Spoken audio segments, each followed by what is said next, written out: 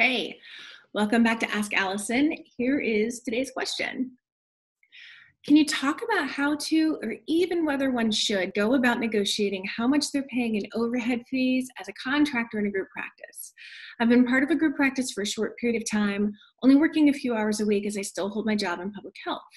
Moving forward, I'd like to dedicate more time to private practice and reduce my days in my other job, but I feel the overhead I'm paying right now, 40%, is not very enticing to leave a secure government job. COVID has put a big hold on my timeline for this move, but I want to be prepared for when the state of the world is more balanced and I'm more established there as a consistent therapist with a good retention rate. So thank you to Therapy Notes for sponsoring us today. So I really appreciate this question a lot.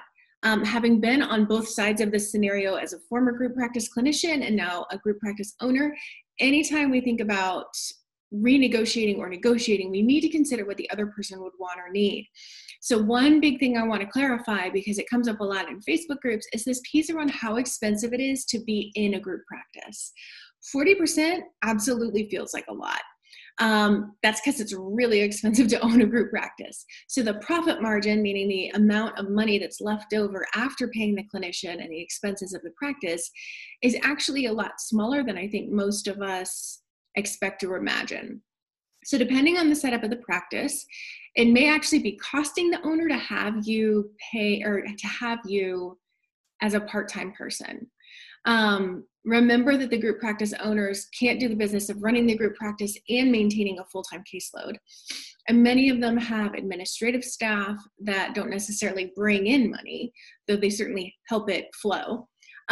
So while you wouldn't spend 40% of your income to maintain a solo practice, your 40% goes towards the 40% you contribute goes towards the salary of the owner, the salary of any admin staff, the very high overhead of all those offices that your person's probably still having to pay, even if you guys are remote, the higher utility bills.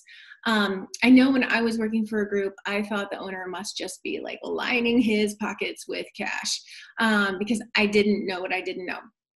And many group practice owners actually make much less than they did when they were in solo practice. And work many more hours than they were working for the first few years.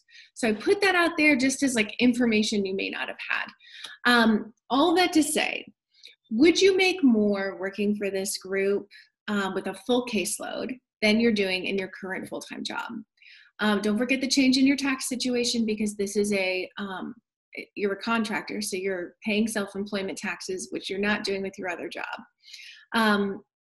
And those taxes are higher, obviously. So if you would make more while working less, it may be that what you start doing is saving all the money you're making at the group practice, so that when you decide to take the leap, you have a cushion.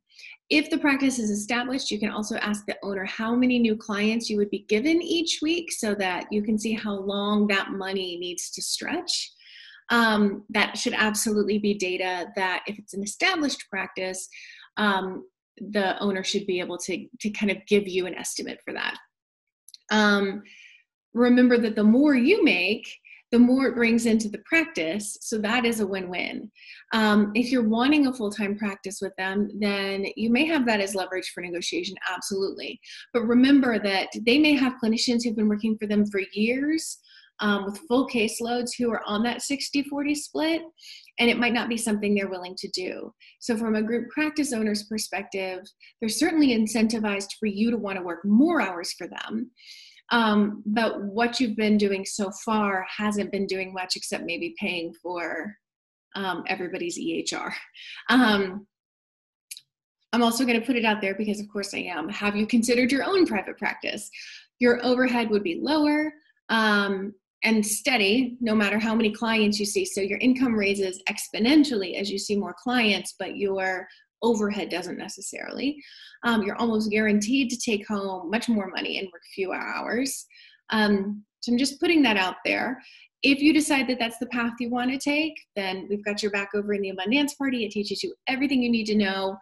It's only $49 a month, so it's something that people in this in-between position can often make work. Yeah, so you can check that out over at abundanceparty.com. If you have questions for me over for Ask Allison, then please shoot me a DM over on Instagram. I'm abundance_practice_building over there. And that's all I got for you. I hope that's helpful. Bye.